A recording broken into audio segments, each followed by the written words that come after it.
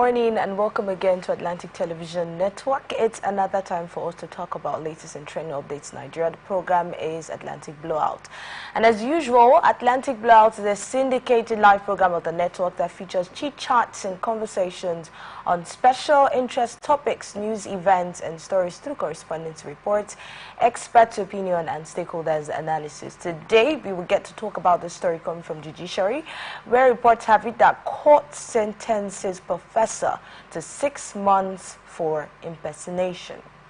And then on education, SANU reacts to 25% payment of withheld salaries by FG. On underage detention, NHRC condemns arraignment of minors. And we'll talk about this story that's on cybercrime, where police have stated to arrest 113 foreigners and 17 Nigerians. And on hardship, a statement by Peter Obi, prioritizing religion and politics is Nigeria's problem. We'll take a story on the PMS, that's petrol. Products below our price are substandard. A statement from Dangote Refinery. We'll go on a short break, and after that I'll let you know who my guests are. But before then, always remember that we are open for advert placements, news and events coverage, personality, society and political interviews, product, service promotions and commercials. You can stay connected with us on all of our ITN socials, Facebook and YouTube at Atlantic Television Network. On Instagram and TikTok, we're Atlantic TV Network 1, and on X, we're Atlantic TV Net. Remember to also watch us live on our website at www.atlanticnetwork.tv. My name is Enidoye Jackson. A short break and we'll be back. Please stay with us.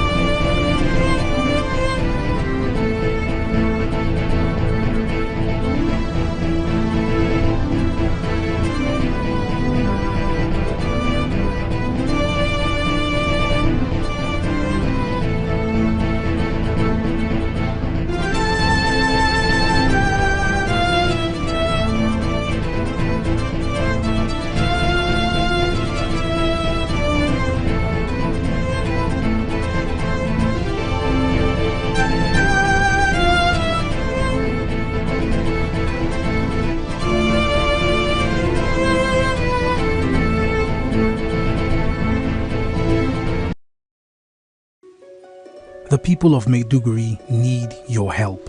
A catastrophic flood has engulfed the city, leaving over 1 million residents stranded and fighting for survival. Entire communities are submerged, with people trapped inside homes and on rooftops cut off from food, clean drinking water and essential supplies. Health experts are warning of a potential outbreak of deadly diseases, and medical facilities are out of commission. The situation is dire. Helicopters, boats and high-riding trucks capable of navigating the treacherous, waterlogged areas are urgently required to reach the countless men, women and children still awaiting rescue. The Nigerian media is issuing a desperate plea to the government, humanitarian organizations, international actors and citizens across the nation. Step in now, before it's too late. For more information on how you can help, contact Professor Usman A. Tar, the Honorable Commissioner for Information and Internal Security, Borno State, on 0809-233-3955. Every second counts. This is powered by Atlantic Television Network.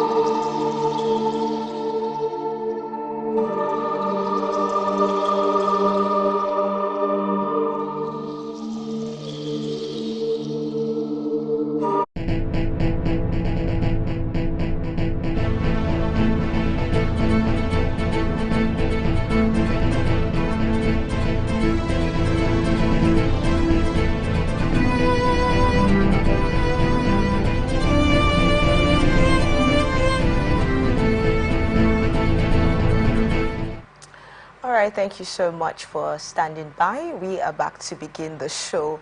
I told you that after the break, I'll introduce my guests in the studio. With me, seated in the studio, is Ebere Joshua, and he is a public affairs analyst, amongst many other things. Good morning, Joshua. How are you doing? Good morning. Good morning, Rivers people. Good morning, Nigeria. Welcome, Joshua. Good to have you on the show. How do you feel this morning? Thank you very much. I'm excited. Oh, you're excited? Okay, let's do this. I'm excited too. All right, our first story is talking about the Chief Magistrate Court in Wuse Zone 2, Abuja, that they have sentenced Jide Josiah Jesus to 6 months in prison for impersonation during the 2019 Unified Tertiary Matriculation Examination. The sentence was issued by Chief Magistrate Folashade Oyekan on October 24, 2024. Now, Jesus was caught by officials from the Joint Admissions and Matriculation Board while monitoring the UTME at Briggs Academy, Abuja. Now, he had posed as a representative of a non-governmental organization, but later admitted that his real intent was to assist his daughter with the exam. Now, he was handed over to security personnel, and upon further investigation, he confessed to the impersonation. In addition to the prison sentence, he was offered an alternative of paying 100,000 naira fine.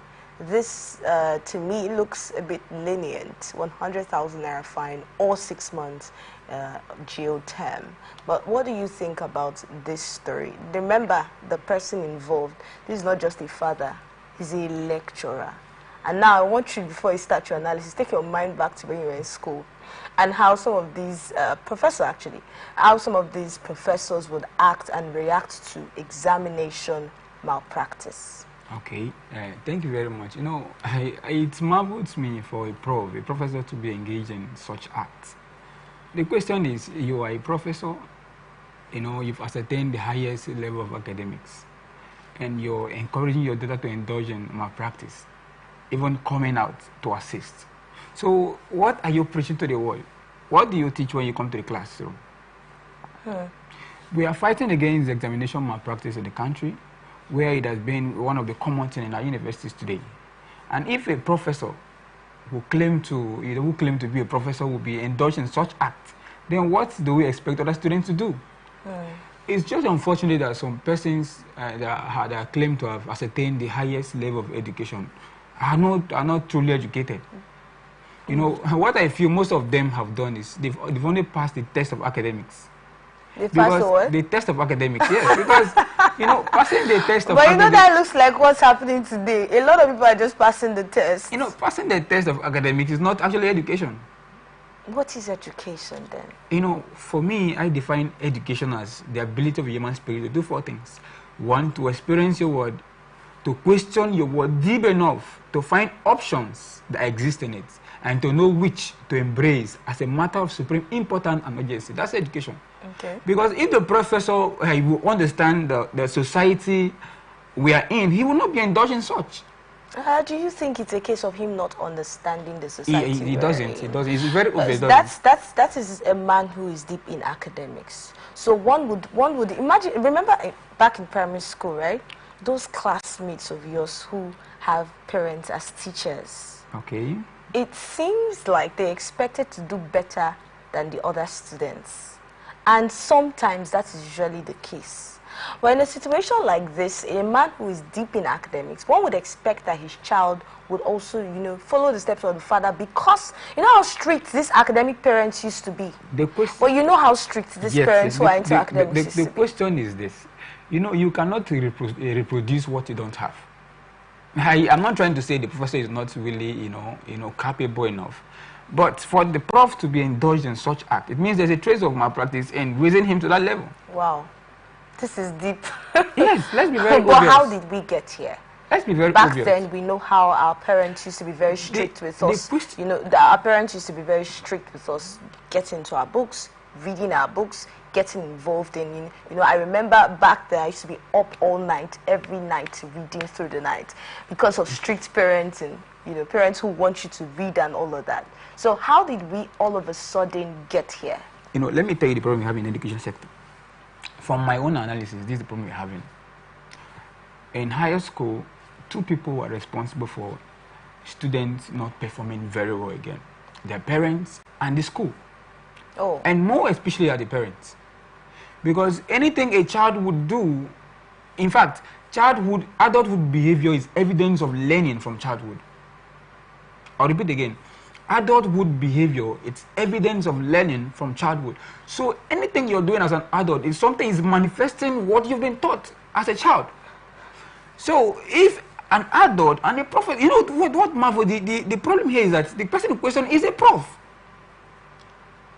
That a professor that will say you've ascertained that level of education who, condone itself so low to impersonate, claiming to be a member of the non-NGO. Yeah, that's why I'm asking how we got here. Because we know how it used to be back then, like I described earlier. Okay. This is one who one would expect would spend time. Are we going to blame it on social media? That the children probably are focused on social media and they're not reading anymore? Or are we going to blame it on time from the parents not having enough time to study with their children?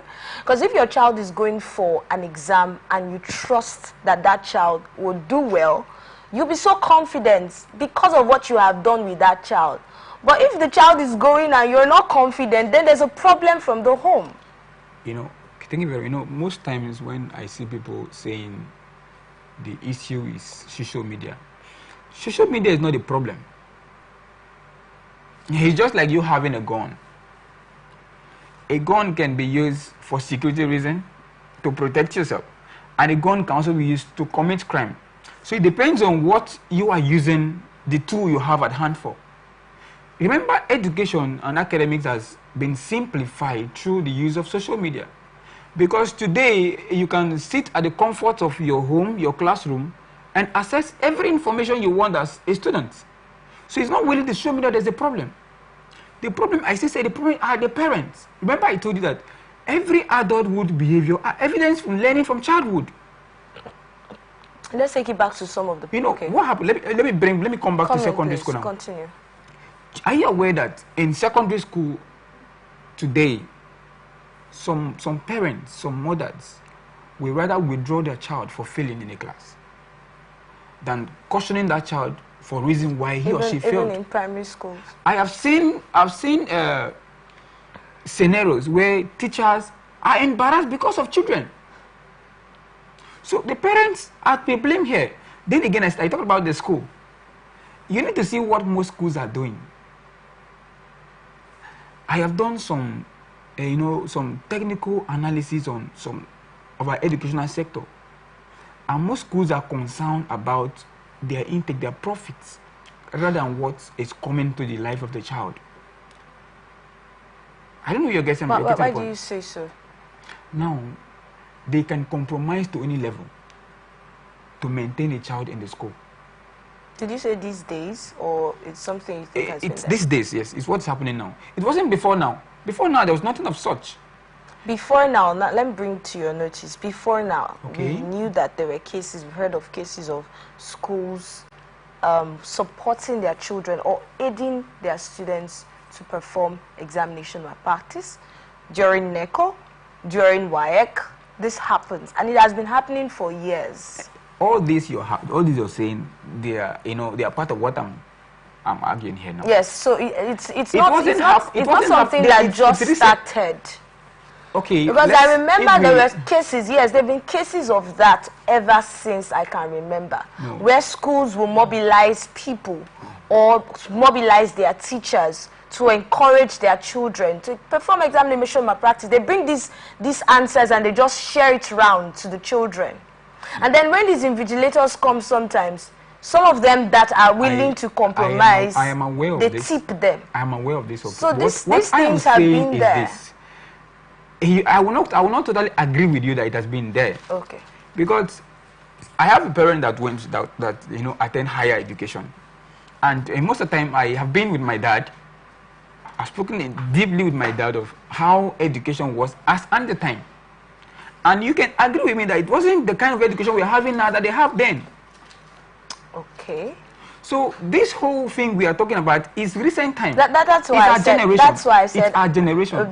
Then you should make it clear, because when you say recent time, it feels like something that just happened. No, it's our generation. You know, something that's just happening now. It's our generation. You know, so that's why I was trying to call your attention to the fact that these things have been there, and that's why I said, as long as I can remember, and definitely there is no how I'll be able to remember a scenario from your father's time.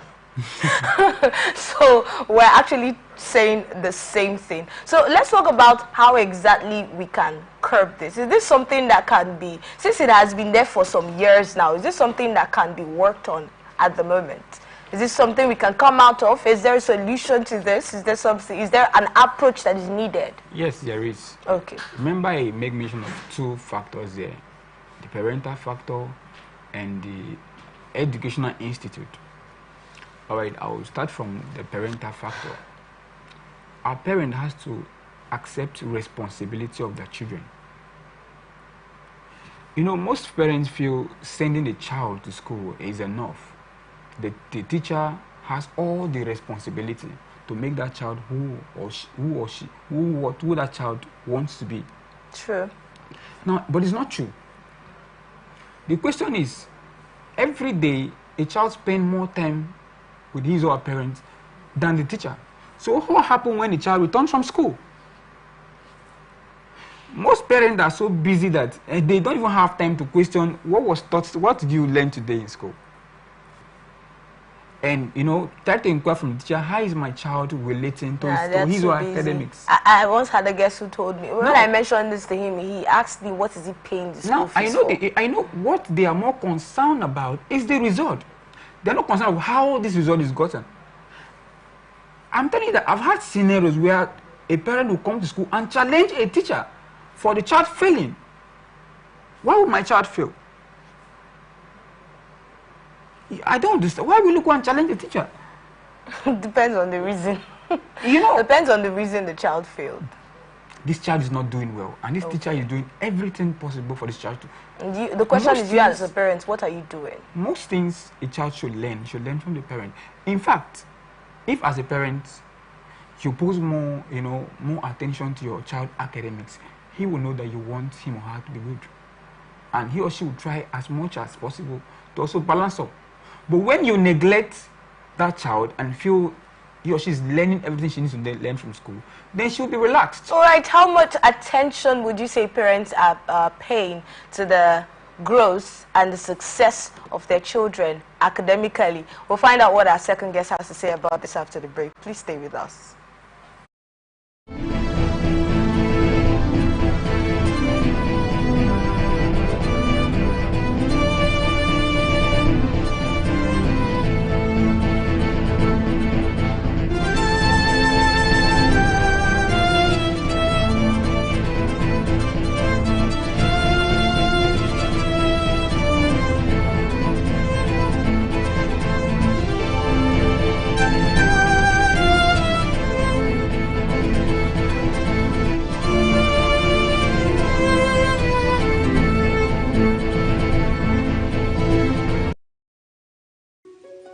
The people of Maiduguri need your help. A catastrophic flood has engulfed the city, leaving over 1 million residents stranded and fighting for survival. Entire communities are submerged, with people trapped inside homes and on rooftops cut off from food, clean drinking water and essential supplies. Health experts are warning of a potential outbreak of deadly diseases, and medical facilities are out of commission. The situation is dire. Helicopters, boats and high-riding trucks capable of navigating the treacherous, waterlogged areas are urgently required to reach the countless men, women and children still awaiting rescue. The Nigerian media is issuing a desperate plea to the government, humanitarian organizations, international actors and citizens across the nation. Step in now, before it's too late. For more information on how you can help, contact Professor Usman A. Tar, the Honorable Commissioner for Information and Internal Security, Borno State, on 0809-233-3955. Every second counts. This is powered by Atlantic Television Network.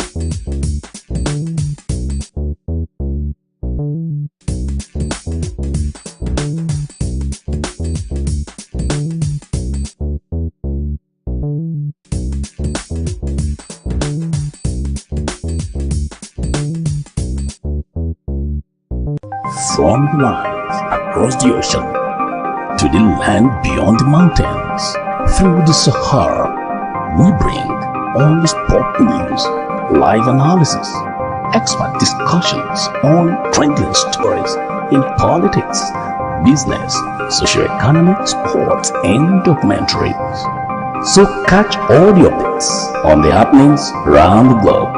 Stay focused on the fact today, only on ATN.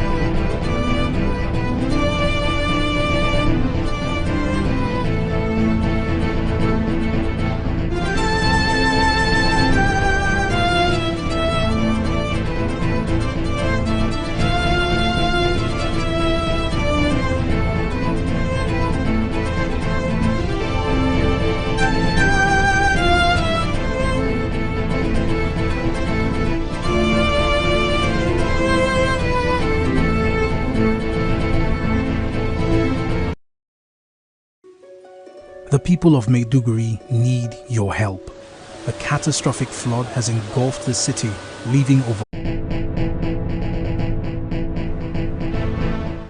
All right, big thanks for standing by. Quickly, we'll find out, like I told you before the break, what our second guest has to say about parents and their attitude towards encouraging their children academically. The program is Atlantic Blowout, and my second guest for today is Alfred El Nino. Good morning to you and welcome. Good morning, Annie. How are you? I'm doing very, very fine. You heard the question. Let's go straight to it. Now, they say charity begins at home, right? Now, the truth of a child begins at home. The teacher has a role to play, and the parents also have a role to play. Well, being in the four walls of an educational environment, like they always say, when you go to school, they say the school is a citadel. There's supposed to be a citadel of what? Higher learning, right? Now, before they say it's of a higher learning, it means you have been well tutored, both at home and in school. And if something is going wrong in school, it is the duty of every parent to find out where the children pay. But you see, like they always say, if you want to hide something from a Nigerian, put it in writing. Because the act of reading has so left we Nigerians that over time you can hardly put see 10 or 1 out of 10 graduates that can put their tenses together. And with all of this, it's had a rudiment. When we talk about rudiments, it means knowing the nitty-gritty of being in school. Now, you have the nursery, the primary, the secondary, and the tertiary institutions. And if you don't know the rudiments, if you are not well grounded, it means you've not made any head pass. So how are parents encouraging? How much encouragement are the students getting from their parents? Sorry to say this, we have environmental issues here. Okay. The way our environment have turned parental to. Now, most of the parents are going out of their way to make sure they make ends meet, and by so doing, they have little or no time to pay services to what their children do or do from school. All right, that's just what I wanted to find out from you. Let's quickly go to our next story. This is still around education. And it's SANU reacting to the 25% payment of withheld salaries. Joseph Kalizibe, chairman of the Senior Staff Association of Nigeria University SANU at the Federal University of Turkey, reveals that only 25% of the withheld salaries were paid to non-academic university staff. And this is contrary to President Bola Tinubu's directive. Kalizibe noticed that workers were expecting 2 months' pay. That's even 50%. But they received only 1 month, and that's 25% of their 4-month withheld salaries. Kalizibe said the union awaits further instruction from the Joint Action Committee to decide on the continuation or suspension of the strike. So SANU's national president, Mohammed Ibrahim, previously stated that the strike would end if the federal government honored the president's 50% payment directive, acknowledging the financial difficulties that members are facing due to high cost of living. The indefinite strike led by both SANU and the non-academic staff union, that's NASU, began on October 28, pressing for the full release of withheld wages. However, it remained uncertain if the payment of only 1 month's salary will satisfy the union's demands, because they said they have to meet to find out if the strike will continue or if they'll put it to an end. Yes, let me bring you in on this one first off. Thank you very much. Thank you. The issue of the withheld salary, I think if the president in his own magnanimity has said that 50% should be released, then it should be released to these people. We all know the kind of the economy we are facing today.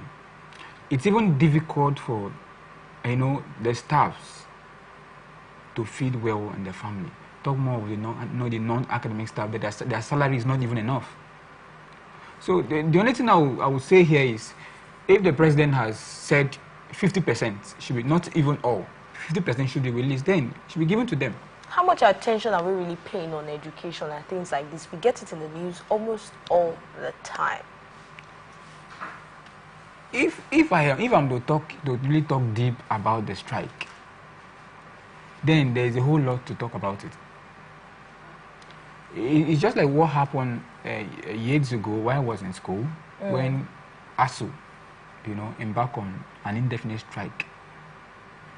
Then I approached a lecturer then, and I asked this question: the strike you people have embarked on, is it at the detriment of the government or the students? Because I feel strike shouldn't be the only tool. Because if you have the student, your student at heart, you should know that the strike is at a detriment. Because academic calendar is going to be compressed. It's just like now, if we have, let's say 3 months in a semester, and you embarked on a strike, and the strike has lasted for 1.5 months. Most of the time, you agree with me that the other 1.5 months that is remaining will be compressed. And the question is, how many students? It's even difficult when you have the normal calendar. Now you're compressing the calendar. So who is suffering these things? There should be another way out. Rather than embarking on strike that is not in any way, doing good to the students. But it looks like when they say that, when they announce that there's a strike, that's when the federal government will then sit down and call them to negotiation table. That's because they've created this mind in the federal government that the only way they can actually call their attention is to strike. Who created the mindset in the federal government? This is something that they have tried, they have tested, and it is trusted. I mean, NLC did it, the question is, and attention was suddenly called to minimum wage. Dialogue. Have you tried to bring in another, procedure? Usually before they go on strike, they would say, oh, we have tried to reach out to the government, we have tried dialogue. They'll always say that because they know that people definitely want to call their attention to dialogue. But let's bring El Nino to this conversation. You see, what's happening is something that cannot be overemphasized. If you look at it, Nigeria as a country has gone past all of what's happening now. If you look at the other countries that have the best of educational strides, if you look at it, first and foremost, from time immemorial, I think I have lived over 4 decades on earth, and from the onset as a toddler, I've heard of ASU, SANU, NASU, whatever strike. As a toddler? As a toddler. And that is from the early 80s. They've always gone on strike without result. And without results? There are times when monies have been released to them. So would you not call that results? It can be likened to what's happening in the oil industry today in Nigeria. Which is? We are talking about share. One is asking for 100% and you pay 25%. Is that a result? No, it's not. What the people earn in the academia, both academic and non-academic, can be regarded as slave wage.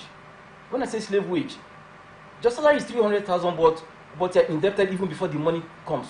It's no longer take home pay. 700,000 naira debt before you receive 300. That is it. So, and owing them, a man that is indebted, you are still owing the man again. And the only time they call a truce is only when they go for negotiations. And the only thing they understand here is strike. When they strike, it opens doors for negotiation and renegotiation. Now the federal government said they should pay how many percent? 50%. And they'll be giving how many percent? 25%. Is it that they don't have a template for payment? Please, if there is a template, you should know this and this is what is supposed to be coming into the academia. Now the academia is supposed to be only the full groom of the society. That's where you are having a lot of the brain drive. So if you don't pay the SANU, ASU well, It means they'll be paying lip service to their primary assignment. Now, this is not of global practice. It is anti-human. Why is it that Nigeria goes borrowing to sorrow? You hear today that taking social amount of money from IMF, this, that, World Bank. Is it that they don't include people in the academia into their plans? I don't know. No. If you can borrow 50 trillion, not billion, 15 trillion for the Lagos Calabar coastal road, and you are not borrowing to satisfy the people in the academia, I think this is what we call putting square pegs in round holes. Okay, that brings your attention to what you talked about earlier, about the strike. You were asking why they go on strike if there are no other options. Well, he has explained now from his analysis that usually that's what draws the attention of the federal government. But the sad part is still what you said about the students being the ones who are really, really affected. Now, let's look at the effect of this strike on students. A lot of times when lecturers go on strike, let's look at lecturers now. When they come back, or when they are not paid rather before they go on strike, when they are owed salaries, they come back and they put it on the students. Either they don't come to class, sometimes they just give you an assignment when it's close to exam, and they give you an assignment on everything that you should have learned for that semester, and they assume that with that you have been taught. So these are the attitudes that some lecturers are bringing to school. And this is definitely affecting our educational system at the moment. So I'd like you to talk a bit on that before we move on to our next story. All right, thank you. You know, just like my colleague has said, let me start from the government. You know, the issue we're having is this. Our government feel they can combine all the problem we have in the country and solve it immediately. It's not possible. Okay. What I feel, in our educational system, we're having a lot of setback. We're having setback, like he has said. The government is not paying attention to education. And that is why we're having setback. What I feel the government should have done is this.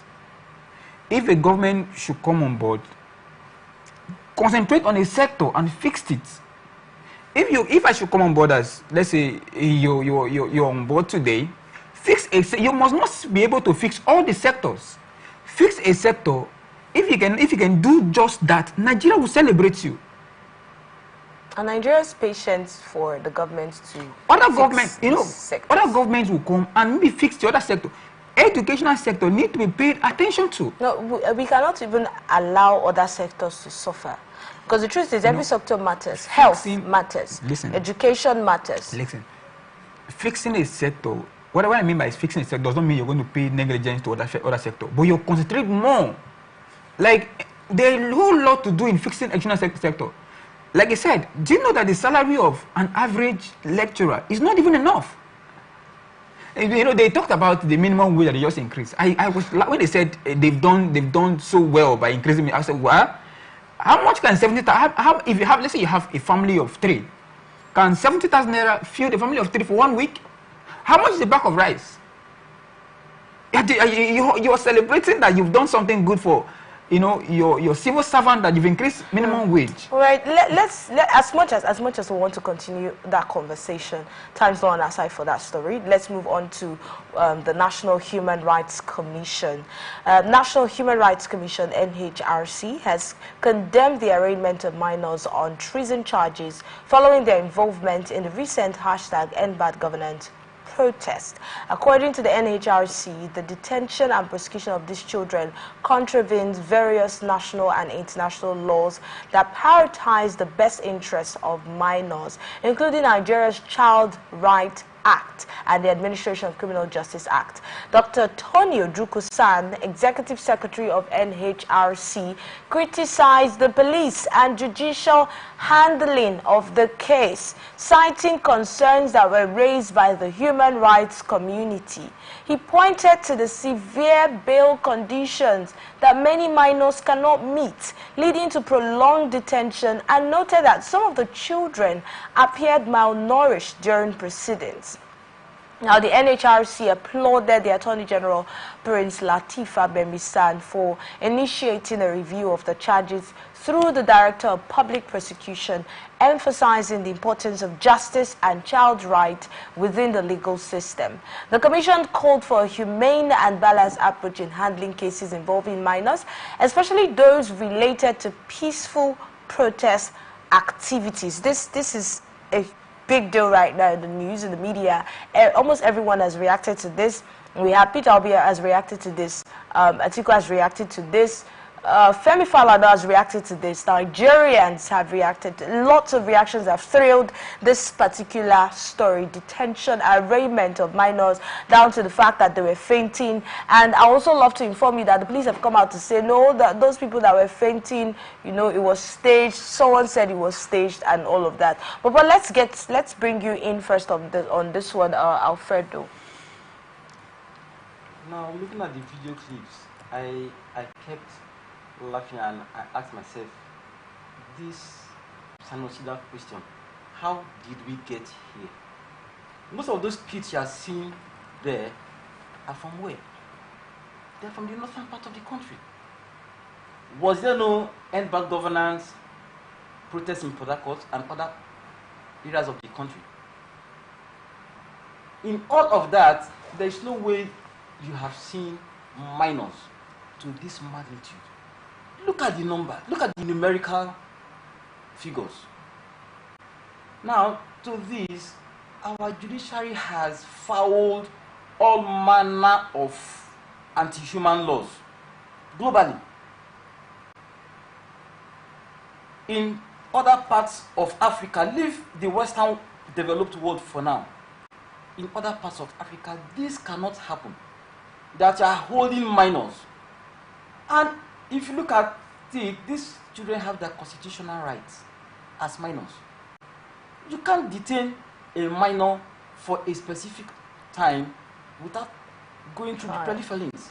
But here in Nigeria, no, this is the only country where you see people contravening and also violating human rights laws vehemently, and nobody says anything. Can this happen in sub-Saharan Africa or North Africa? No. This can happen in Egypt. For this alone, people Toronto or to Times Square until they release these kids. Now look at it. They are saying these kids, they are placing a bounty of what? A release clause of 10 million on each of these kids for children that are malnourished. And I sincerely doubt if these children were this way before they were picked up. If they had 10 million naira each, would they be joining the protest at that time? And then the treason they're talking about, the flags that they claim the children, you know, were flying and all of that. These children who were flying this flag, we have been told that they have sponsors, or whoever was flying this flag, right? We have been told that they have sponsors, and definitely it's not the sponsors that were on the field protesting. They have probably tipped these people to do this. So if you had 10 million naira, would you be collecting stipend to go and raise flag on the road? But let's get your thoughts on especially the 10 million naira bill.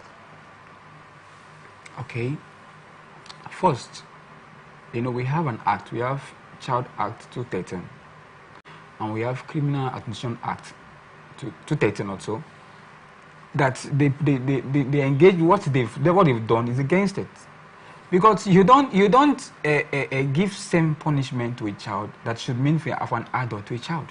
These are children, these are minors, and looking at the video, you see that most of them are less than 18.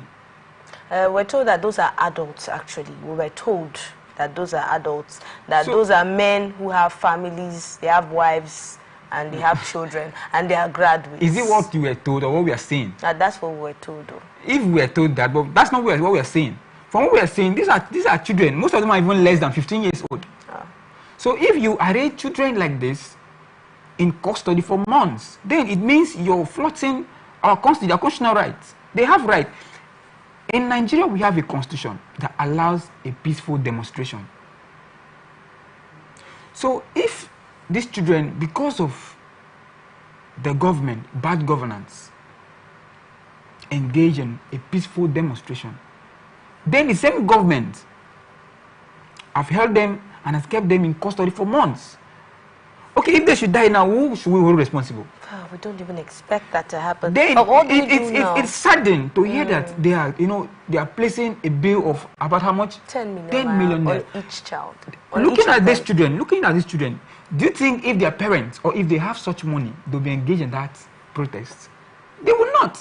Look at how they're looking. So, placing such bill on these children means you want to keep them there. But I love what the Kano governor have said. I think he said that on Friday, that he said he would do everything. I mean, Governor Yusuf here. He said he would do everything possible to make sure the Kano children among them are released. Let's see how that goes. We hope that a lot more will be done concerning that. But I'm interested in what we can do at the moment. People have been talking, reactions, like I said, have trailed it. But how much more is expected at this time? I think there are international affiliated organizations that have waded into this as we speak, like Amnesty International, and it's like the Police Act. When the government wants to nip you, they go out of their way to do that. That 10 million naira fine, that clause is to make sure, like Abuja. If you are entering the entrance of Metaima, there is an organization there that does almost everything. You want them to come on peaceful demonstration, you pay, you give them the flyers, and they come on board. So these children can be sponsored by whom? If it was here in Southeast, I'm telling you by now, those toddlers would have said this is whom sent us. But there in the north, they sign a treaty to make sure they don't mention who is sending them as far as they are paid.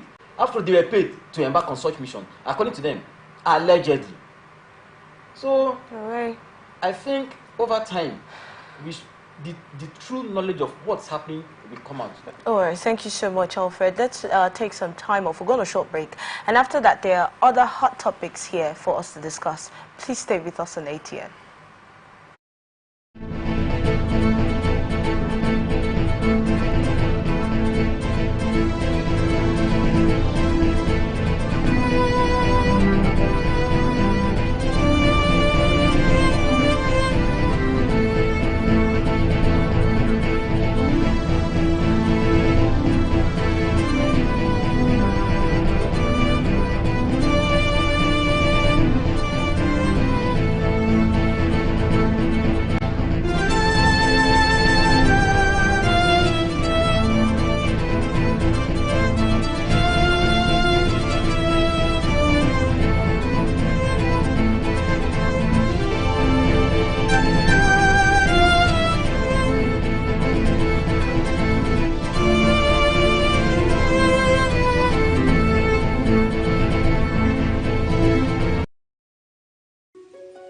The people of Maiduguri need your help.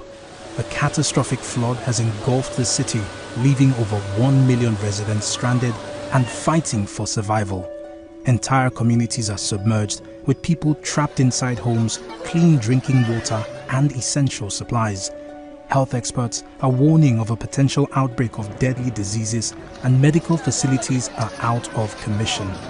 The situation is dire.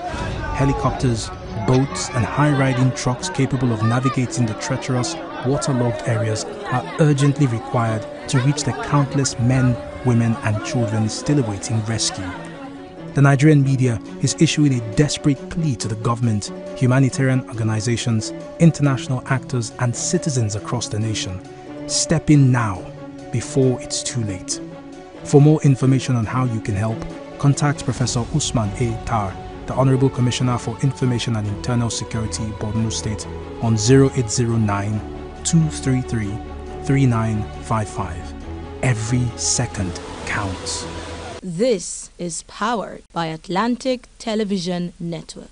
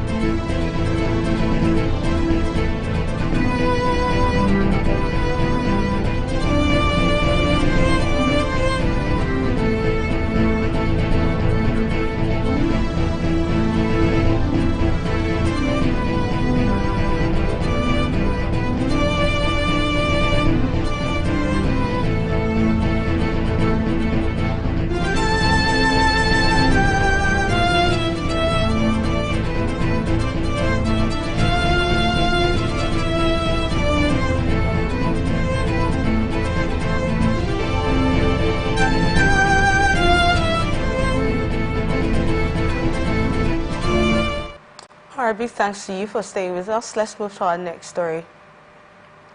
Nigeria Police Force (NPF) has arrested 130 suspects involved in cybercrime, hacking, and activities deemed threat to national security. According to police spokesperson Olumiwa Dejobi, the suspects include 113 foreign nationals, 87 males, and 26 females, and 17 Nigerian collaborators, consisting of 4 males and 13 females. The foreign suspects are primarily the Chinese and Malaysian origin. The operation, led by Assistant Inspector General Police Bennett Igwe, took place on November 2nd, 2024 at the building in the next cash and carry area of Jahi, Abuja. It was conducted by officers from the Zone 7 Command and the National Cybercrime Center. The suspects were reportedly using sophisticated equipment to facilitate criminal activities. Adejobi stated that the police are currently analyzing the recovered evidence and that the suspects will be formally charged in court once investigations are complete. Cybercrime. How have we been handling cybercrime? There have been an increase in cybercrime in Nigeria, and now we have foreigners who are coming in here and getting involved in this. That's further increase, because not just Nigerians who are involved anymore. Yes, sir. Let's have you on this one first. All right. You know, are you aware Nigeria? In Nigeria, we are very educated, and if they didn't know what is criminality for us.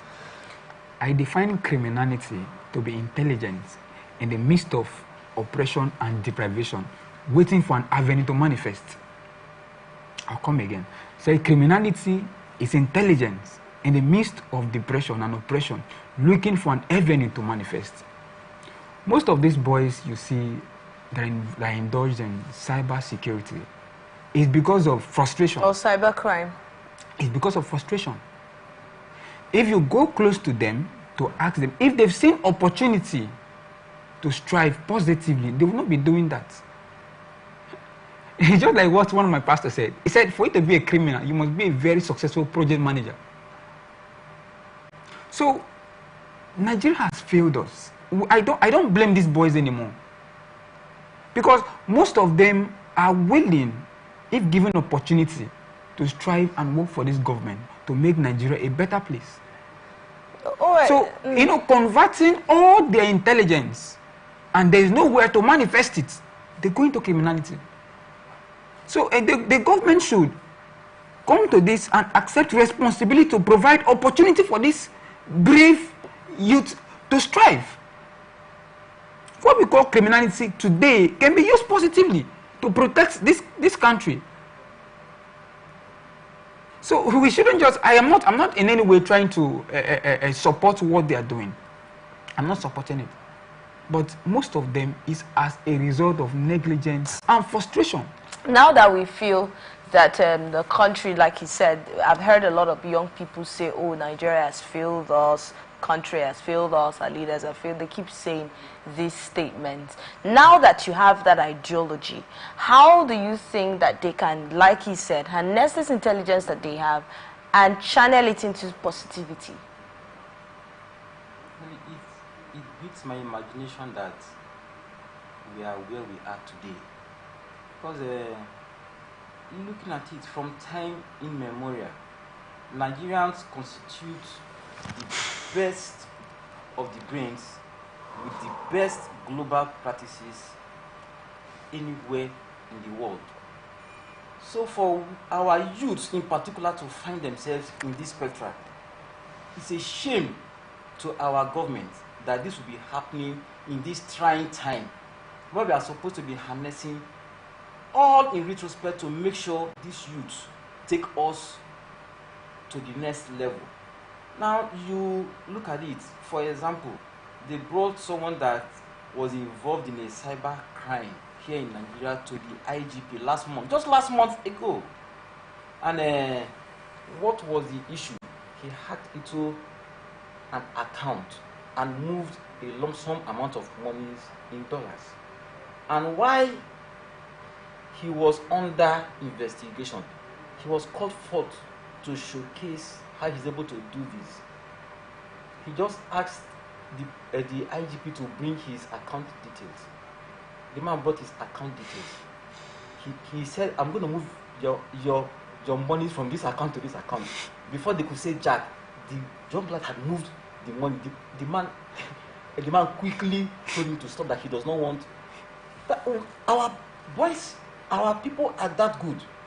Now the big question mark now is, how come we have 113 foreign nationals in our country if they know we are not this good? That is to tell you that they need our people outside of this country than we need them. Yet these children are going to face cyber crime. Do you know that the Russians, Americans, Germans can do anything to have this type of kids in their industry? Of course. That is why they say we Nigerians are so docile in our antecedents that we are in the religious homes Monday to Sunday praying, while other countries are into production. Does the Chinese and Indians know God? Do they believe in the same God we believe in? But we are talking about the industrial hub. China is holding sway today. India is holding sway. How much more we that claim to know much about God? Charity, they say, begins at home. That's why the Bible says judgment will start from where? The house of God. All right, let's look at ways in which these young people, like I asked Alfred earlier, can harness this intelligence and this knowledge that they have into positivity instead of going into crime. Okay, like I said, I've actually engaged some young people. I've engaged them in conversations to seek their mindsets. And I tell you, most of these youths are willing, are ready to use their intellect in a positive direction, but they are not given opportunity. There's no platform. Most of us that graduate as computer engineers from school, where are we today? Where is the opportunity for you to practice as a computer engineer? Like my colleague just said, these things that they are doing that is seen to be crime here, some countries are looking for them. But the only what marvels me here is, like I said, is where foreigners are coming in. Where foreigners are coming in. And are they coming in to be taught so that they can use this for Nigeria or for their own country? That's a big question, and that's something that the government because should actually I know very well. I don't know how the police are handling this, but I know if Nigerians are caught outside with this kind of crime, they won't be taken for granted at all. Right, like I said, the government should pay more attention to harnessing this intelligence and knowledge that our young people have these days when you talk about, especially with cybersecurity. And Alfred mentioned, God, religion, and all of that. But we also have a story on that where Peter Obi, the 2023 Labour Party presidential candidate, has called for a shift in Nigeria's focus from politics and religion to productivity.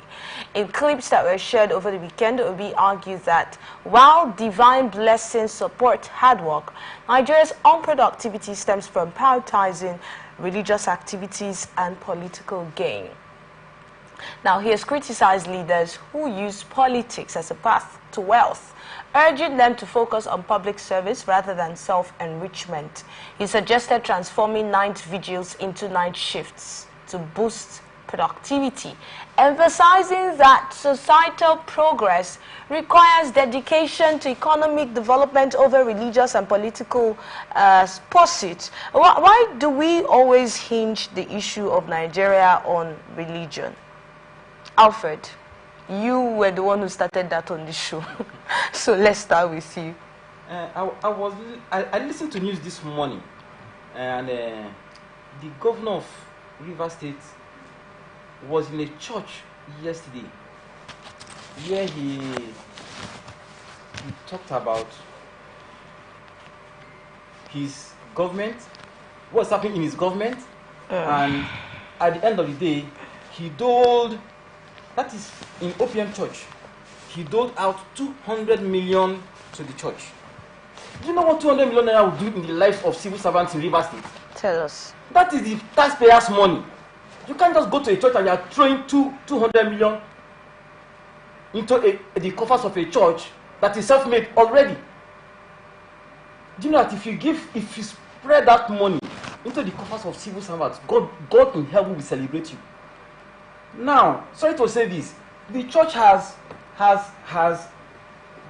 brought about where Rivers State is in politics today. Why? If you look at it, the ex-governor is always in one church or the other, week in, week out. And that is where they make all their pronouncements politically.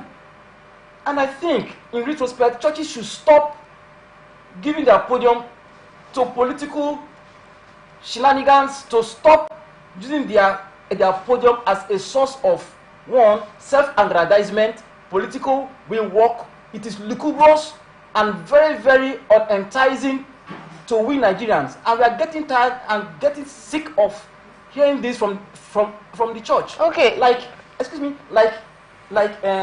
in your session here now, if one comes and starts saying this on air, like as I'm here now, if I'm trying to sell the government, you say, let me go and pay. Is it not? You say, I should go and pay for adverts over time. But they use the church as an avenue for adverts. Okay. For adverts. Let me bring you in on this one. Would you blame the church for this? Yes, I blame the church. Okay. You know, generally, assessment has been made that a nation that is very religious is always poor. And if you look at Nigeria today, Nigeria is very religious. Who gave that? Who gave that? You can Google it. Who gave that? Who gave that? You agree with me that one issue we're having is attitude problem. Okay. Some persons feel going to church, pray, can make you rich. Like I said, yes, there's God that helps. But you have to work. What I expect the church should do is use, because they're in best position to use their platform to create job opportunities for their members. Are they not doing that? They are not really doing that. Okay. They're not really doing that. So why do how many churches do? Hold on. When we look at creating of job opportunities, right, and things that are, even when we talk about basic amenities sometimes, why do we hinge it on the church?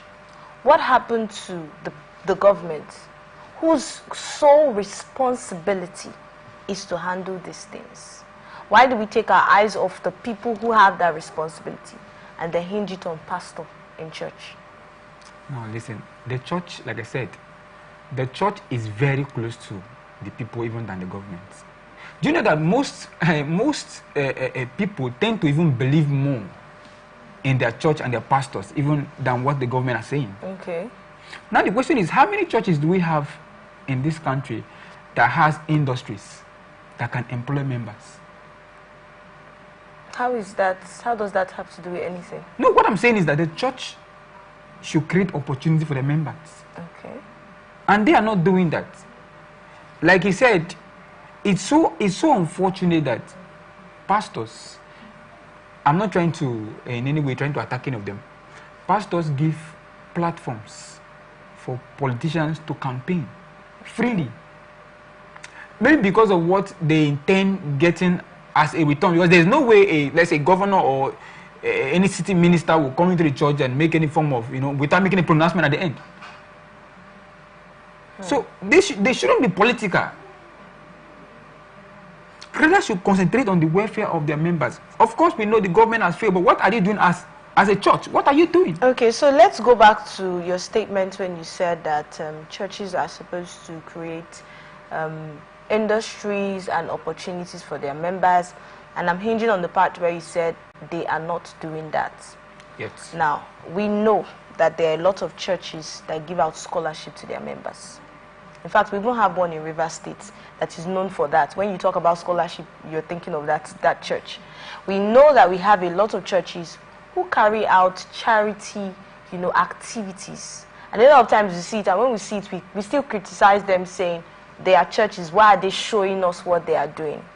So it looks like it's because of criticisms like this that they get to show these things that they do sometimes. So for us to make outright statements to say that churches are not giving opportunity to their members, it is obviously not fact. Okay, let me come like this. You know, in every statement there's always exceptions. I am not saying all the churches. Exactly. That's why when we make that's why we make such statements. We need to give those exceptions. So we can say some churches are not doing. But when we say they are not doing it, so it looks like we're undermining the activities of those who have been doing it. Making I'm a microbiologist.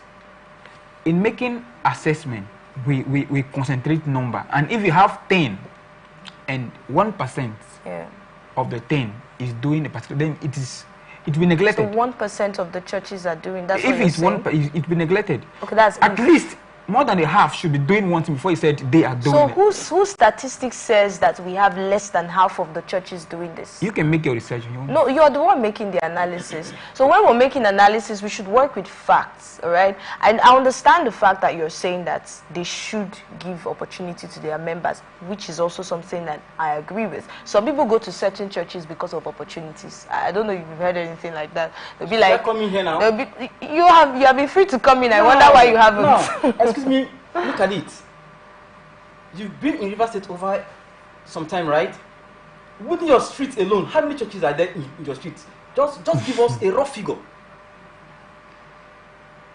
Do you know that if you quantize the number of churches in Nigeria to industries, there are more. Come on. There are more. I pray Nigerians should take a leaf from other Africa and Western world. In US, for you to have a church and you have 1 million branch, means you have more tax to pay. And the tax accruing from those churches into government coffers alone is enough to put industries everywhere. And you empower everybody. That's exactly what I'm saying. And you see that? You see, most of their concentration is how many branches would I have? How many branches? That's what I'm trying to understand. I'm trying to get your point where you say that when you talk about churches not paying tax and you know how much the government will get if they were to pay tax, we understand that's a fact you get. So when you're giving your analysis, that's what I'm saying. Speak with facts. But to just make outright statements like the churches are the problem that we have in Nigeria, even as you're making the statement Nigeria now, the scarcity of fuel. Dangote Petroleum, who allege that Dangote's petrol is more costly than other imported options. The Independent Petroleum Marketers Association Nigeria, IPMAN, recently remarked that the high logistical costs of obtaining petrol from Dangote's facility lead members to seek cheaper alternatives at depots across Nigeria. Some marketers expressed intent and NNPCL. Dangote Refinery responded by disclosing its ex-depot petrol price. Finally, they have told us that 990 naira is what they sell per liter, 960 naira to ships, 990 naira to trucks. And these rates, they claim, are benchmarked against international standards to ensure competitive pricing. The refinery cautioned that any marketer landing PMS below this cost is fake product. Let's get your thoughts on this one, Alfred. Whom is Dangote? Is Dangote the Nigerian government? Oh, Dangote is not the Nigerian government? He's not the Nigerian government. Okay, so we should not... the oil he's producing is coming from where? The Nigerian government. Okay. And now, what arm or what body is solely responsible for the production of all of these? It's the NNPCL. And it's a blow, it's a shame that NNPCL as a corporation is so docile to the fact that they have 4 refineries not working, so the player of oil products to Dangote, an individual, to the detriment of... All right, as much as I want you to continue your analysis on that, time's on our side, so I would like to bring him in quickly. All right, the statement made from Dangote Refinery. saying that any petrol that is imported lower than the price is substandard. I think it's theoretical. I'm a science student. We have sectors that can carry out analysis on this stuff. The problem we have in a sector is the fact that the oil sector has been turned to a monopoly market, where a single person decides how much and what should be sold. It's not true. I will not agree with him that if we want to have competitors that feel they have